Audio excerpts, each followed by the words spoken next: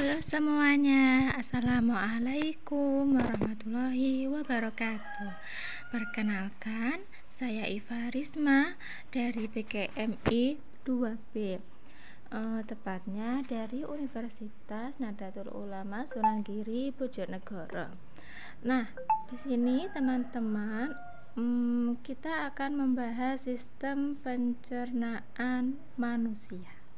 Nah, untuk selengkapnya tetap simak videonya ya teman-teman.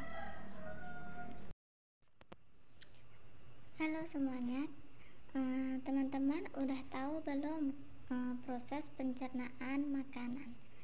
Proses pencernaan makanan itu dimulai dari kita mengunyah makanan dari mulut, kemudian masuk ke tenggorokan, kemudian lanjut ke lambung, kemudian diproses lagi oleh beberapa usus, misalnya ada usus 12 jari, usus besar, dan akhirnya sampai ke anus.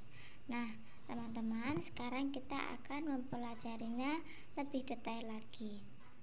Jadi proses pencernaan pada tubuh adalah proses yang dilakukan oleh sistem organ pencernaan pada manusia untuk mengolah makanan menjadi berbagai nutrisi dan menjadi energi. Nah, ini di dalam gambar sudah ada beberapa organ yang dimaksud ya teman-teman. Hai, kamu tahu nggak kalau mulut itu punya dua pencernaan? Yang pertama kimiawi yang dibantu oleh beberapa enzim seperti enzim amilase, petialin, dan maltase. Kemudian pencernaan mekanik yang dibantu oleh gigi.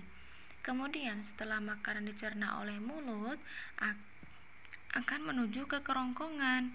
Makanan yang menuju ke kerongkongan itu maka akan terjadi gerak peristaltik, yaitu gerakan yang mendorong makanan untuk menuju ke lambung.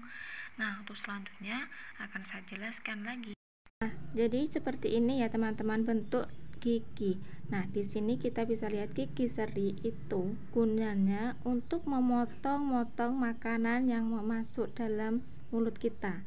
Kemudian gigi taring berfungsi untuk mencapik-capik makanan, dan kemudian gigi geraham berfungsi untuk menghancurkan makanan sehingga makanan yang masuk ke mulut kita yang masih utuh itu diolah oleh mulut, dipotong-potong oleh gigi dalam istilah mekanik, sehingga makanan itu akan menjadi lembut atau tidak kasar. Kemudian setelah makanan itu masuk ke kerongkongan, jadi seperti ini ya teman-teman, bentuk kerongkongan itu akan ditekan dan dimasukkan dalam lambung lewat gerakan peristaltiknya itu. Nah, sekarang kita lanjut ke lambung.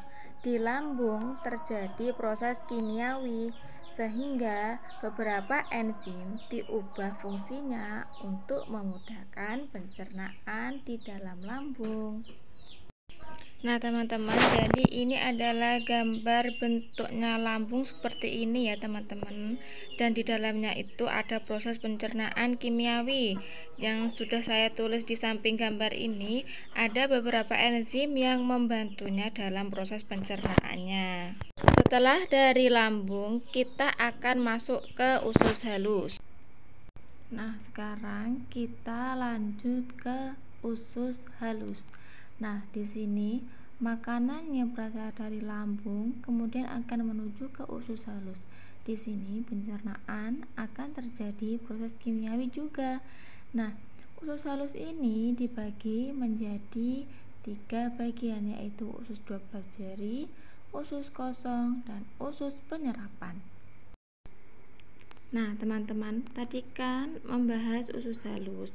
Nah, sekarang makanan yang melalui usus halus tadi akan menuju ke usus besar.